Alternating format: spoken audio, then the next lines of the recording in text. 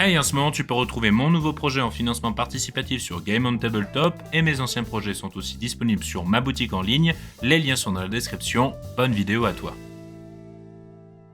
Alors quand on parle de jeux de rôle, on pense assez vite à tous ces géants qui dominent le secteur depuis un sacré bail, comme par exemple Donjons et Dragons, Pathfinder, ou encore l'Appel de Cthulhu, et j'en passe des vertes et des meilleures. Une plâtrée de noms célèbres qui ont marqué, qui continuent encore de définir notre loisir à grande échelle dans la culture populaire, ou le mainstream, comme on a l'habitude de le dire. Mais aujourd'hui, on va un peu quitter toutes ces sphères de grandeur pour se concentrer sur des jeux de rôle un peu plus méconnus, un peu plus de niche. Bref, des JDR indépendants qu'on connaît pas forcément, mais qui ont pourtant leur petit truc bien à eux qui mérite qu'on s'y attarde un peu, ne serait-ce qu'au détour d'une vidéo comme celle-ci. Dans cette vidéo donc, je vais vous présenter 3 petits JDR 1D que je trouve, ma foi, fort intéressants, et si jamais il se trouve que ce format vous plaît, bah pourquoi pas, on en fera une série avec à chaque fois un nouveau lot de petits JDR à découvrir, comme ça, purement pour le plaisir. Alors notez aussi au passage que je ne vais pas vous faire une review complète de chaque JDR, sinon, bah malheureusement la vidéo durerait littéralement des plombes. Non, je vais plus me concentrer sur une brève présentation, ainsi que de vous parler d'une mécanique, ou d'un point intéressant que j'ai relevé dans chacun d'entre eux. Histoire de vous donner un bref résumé, et en plus de ça, vous donner un brin l'eau à la bouche, si jamais. Et puis bon, en plus de ça, sacré bonus, comme c'est bientôt Noël, et si jamais vous êtes en retard sur vos cadeaux,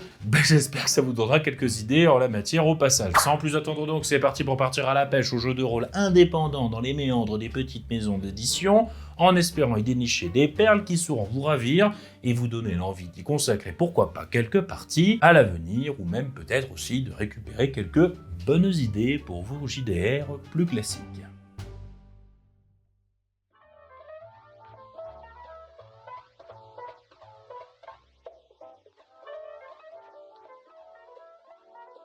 Alors on commence par un jeu d'horreur apocalyptique nommé Ten Candles, ou 10 bougies en français. Alors pour la faire courte, Ten Candles est un jeu de rôle d'horreur tragique et atmosphérique centré sur le récit et l'ambiance, créé par Stephen Dewey et qui se déroule pendant les 10 derniers jours de l'humanité, après qu'une catastrophe inconnue ait plongé le monde dans l'obscurité et que des créatures monstrueuses ont commencé à émerger dans les ténèbres nouvellement créées. L'accent est mis sur la narration collaborative et l'ambiance plutôt que sur des règles complexes ou des combats stratégiques. Les fiches de personnages sont très simples et purement sommaires et vraiment destinées à être jouées en format one-shot, et le système de jeu se concentre sur un pool de D6 commun qui s'amenuise par attrition au fur et à mesure que l'histoire avance. Bon, comme je vous l'ai dit, bien évidemment, je survole volontairement les règles du jeu histoire de ne pas faire une vidéo trop longue, mais dites-vous que la thématique du jeu reste centrée sur un certain réalisme fataliste dans une ambiance d'horreur. En d'autres termes, vous l'aurez bien compris, tout est fait pour que ça finisse mal, ou du moins, c'est fortement centré sur cette idée. Mais qu'à contrario au passage, on raconte quand même une histoire à plusieurs tout du long de la session. Mais ce qui a attiré mon attention dans ce jeu de rôle, c'est sa mécanique de jeu unique, qui est d'ailleurs à l'origine du nom de ce dernier, Ten Candles. En effet, pour une immersion maximale, il est recommandé de jouer à ce JDR dans le noir avec comme seul éclairage 10 petites bougies plates. À chaque fois que quelque chose de terrible arrive pour le groupe, le maître du jeu va éteindre une bougie, réduisant de ce fait petit à petit la luminosité de la pièce jusqu'à ce qu'il ne reste qu'une seule bougie qui, une fois qu'elle sera éteinte à son tour, sonnera le glas pour tous les personnages des joueurs. Une mise en scène autour de la table que je trouve qui est une très belle mise en abîme avec le postulat de départ du jeu, le fait que le monde soit plongé dans les ténèbres et que les monstres rôdent à l'intérieur. Ce qui fait que le seul espoir de salut réside justement dans la lumière qui peu à peu se meurt au fur et à mesure que l'histoire avance. Et que malheureusement, une fois dans l'obscurité, on ne peut qu'être à la merci des monstres qui la peuplent. Franchement, je trouve la mécanique vachement intéressante parce que ça apporte un concept de compte à rebours sans pour autant être purement lié à l'écoulement du temps, comme une horloge ou un sablier. Et en plus de ça, ça participe grandement à l'ambiance horrifique en diminuant peu à peu la luminosité ambiante au fur et à mesure que l'horreur s'installe autour de la table. Alors attention, je dis pas que forcément Ten Candles va être le JDR qui va vous occuper pendant une 50aine de parties dans le futur et que vous allez jouer des années durant.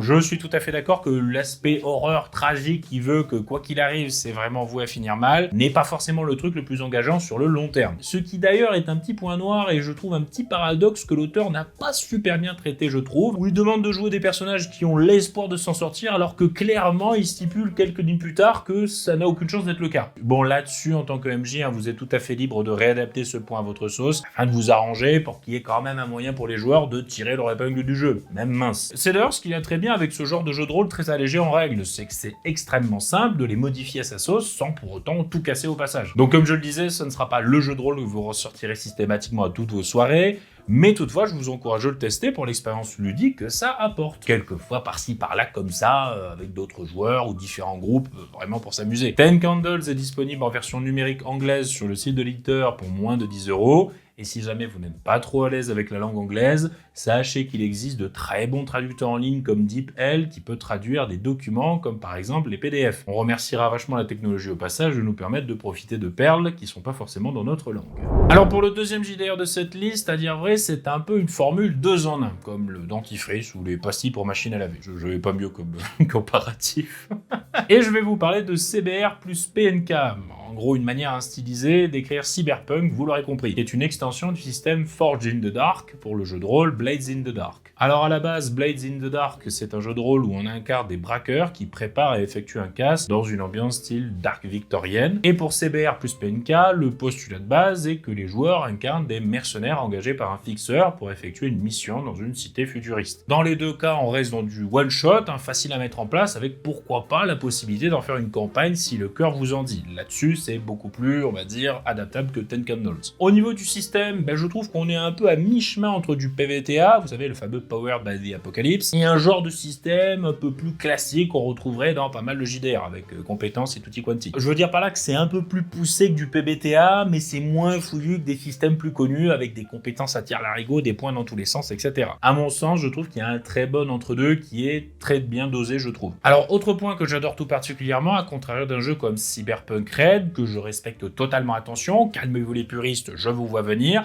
j'adore le cyberpunk. Là, dans CBR plus PNK, les augmentations et les armes, lors de la création des personnages, sont mises en place via un accord entre le joueur et le MJ, suivant quelques grandes lignes prédéfinies, mais laissant libre cours à l'imagination. Je précise ça parce que, les recueils complètement en noir et blanc des armes et des augmentations cybernétiques dans Cyberpunk Red, qui font des milliers de pages à n'en plus finir, d'accord, c'est sans doute une belle Madeleine de Proust pour les puristes, mais on va pas se le cacher, ça peut vite décourager un MJ débutant qui aurait envie de se lancer dans le JDR après avoir joué à Cyberpunk 2077 de CD Projekt Red. Là, encore une fois, sans animosité pour le JDR de base, mais faut avouer que c'est un peu très beaucoup old school quand même. Et que à titre personnel, je trouve que savoir si tu as un Sande Vista en modèle Arasaka 3ème génération ou un Sande Vista en modèle Militech MK2 avec supplément pistache sur ton personnage, c'est quand même pas si important que ça en termes de chara design. Voilà. Je dis ça, c'est que mon avis, et jetez-moi des bières si vous voulez.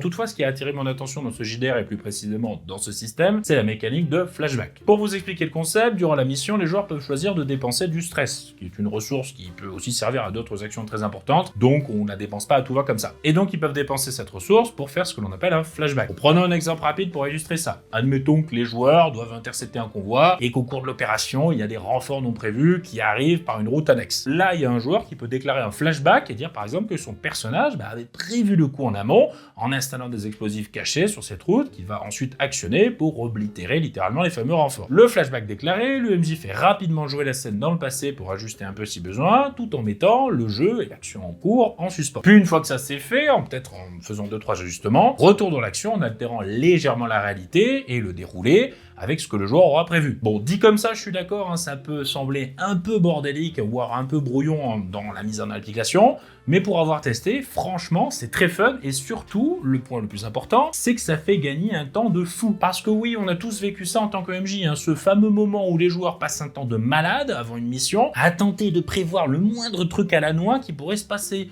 tout en sachant pertinemment que ça va quand même partir en couille malgré tout. C'est amusant au départ, mais quand ça commence salement à traîner en longueur pour des broutilles, c'est juste chiant, avouons-le. Mais d'un autre côté, on peut pas forcément en vouloir aux joueurs d'avoir envie que tout se passe pour le mieux pour leur personnage. C'est tout à fait normal après tout. Et du coup, avec cette mécanique de flashback, on prend un peu le meilleur des deux mondes, parce que ça rassure les joueurs d'un côté en leur promettant que même si eux, en tant que personne, ils n'ont pas prévu un retournement de situation en particulier, leur personnage aura pu le faire à leur place, entre guillemets. Ce qui fait qu'ils vont passer beaucoup moins de temps à surpenser et surfignoler le moindre détail en amont de la mission, pour au final, plus se concentrer sur le cœur de l'action, et donc le fun qui va avec. En plus de ça, je trouve que ça rajoute une dimension super cinématographique au déroulé de la partie, avec des retournements de situation en cascade que personne, et ce, ni le MJ ni les joueurs, n'auront vu venir. Un peu, vous savez, comme dans les films d'action bien péchus, où les persos font des trucs de dingue à chaque seconde, sans qu'on ait besoin vraiment de réfléchir au pourquoi du comment en tant que spectateur. Avouons-le, ça sera toujours mieux que de passer 2 heures à préparer un plan qui ne servira de toute façon à rien dans sa grande majorité. Au niveau des prix de l'accessibilité, Blades in the Dark, accompagné du système Forge in the Dark, est disponible en français sur le site 50 nuances de geek pour 12 € et l'extension CBR plus PNK sur itch.io en anglais pour moins de 10 €. Les deux au format PDF.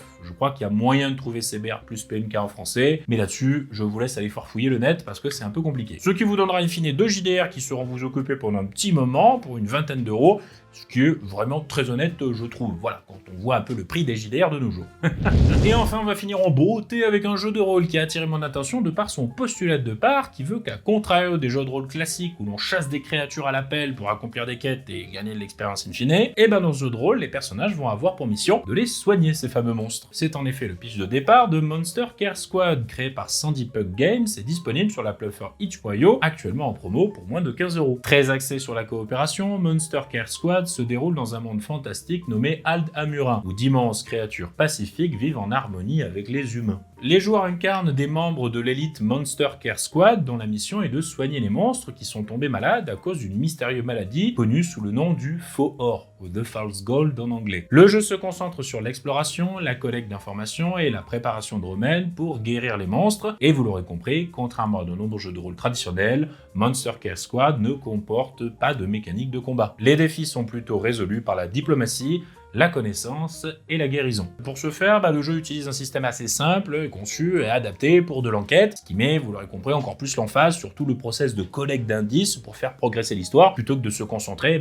purement sur les combats. Le jeu encourage les thèmes de l'empathie, du soin et de la compréhension, offrant une expérience plus douce et réfléchie que la plupart des jeux de rôle, et affiche une esthétique visuelle très proche de celle que l'on peut retrouver chez les créations du studio japonais Ghibli, avec une approche narrative tout aussi légère et poétique. Très franchement, je trouve l'idée de base vraiment cool, et je pense que ça peut être un très bon jeu de rôle pour souffler un petit peu entre deux campagnes vachement épiques, ou alors pourquoi pas pour jouer avec des enfants afin de leur apprendre de manière ludique les notions d'empathie, de respect de la nature, de coopération et de tout ce qui va avec, bref, de belles valeurs quoi.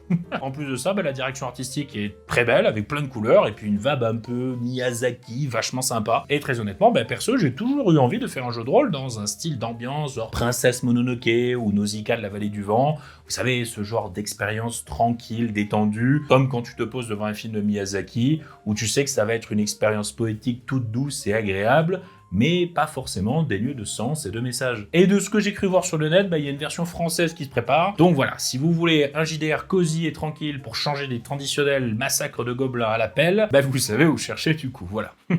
Alors bien sûr, des JDR indés qui proposent des expériences uniques, il y en a toute une pelletée, on ne va pas se le cacher. Fort heureusement d'ailleurs, je pourrais le dire. Car ça témoigne de la sacrée richesse de notre loisir commun, je trouve personnellement. Et comme je le disais, si jamais ce concept vous plaît, on retournera tous ensemble à la pêche aux petites perles pour qu'on découvre toujours plus de créations insolites au sein de notre loisir commun qui nous fait tous et tant kiffer. Quoi qu'il en soit, je vous laisse là pour ma part sur ces belles paroles et je vous dis à très bientôt dans une prochaine vidéo. Joyeux Noël à tous, bien évidemment. Passez de très bonnes fêtes et n'abusez pas du champagne ou des truffes. Je vous garantis que c'est pas une très bonne idée et je parle d'expérience. Quoi qu'il en soit, du coup, ce sera la fin de cette vidéo. Je vous fais à tous de très gros bisous et la fameuse rengaine, la voici, la voilà. C'était le Scénarurgien. À ciao, bonsoir, les studios.